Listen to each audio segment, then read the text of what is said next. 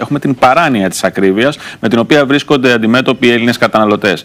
Αν η Ελλάδα παράγει σε αυθονία κάποια πράγματα, όπως είναι γάλα, τυρί, ελαιόλαδο, είναι από τις πιο ακριβές χώρες.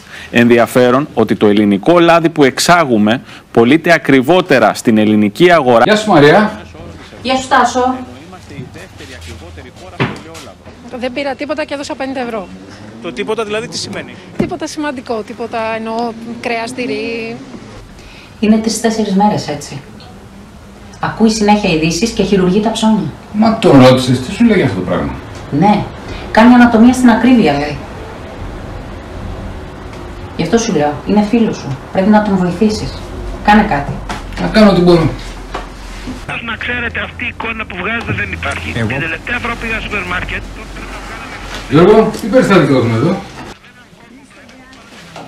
Φιλέτο το κοτόπουλο στήθος, 650 γραμμάρια, 8,33 ευρώ με 25% έκπτωση. Ανοίγω. Έχω ένα φίλο που μια μέρα έφαγε μόνος του 4 τοστάκια και Σαλίδι. τον έλαβε η εφορία για παράνομο πλουτισμό.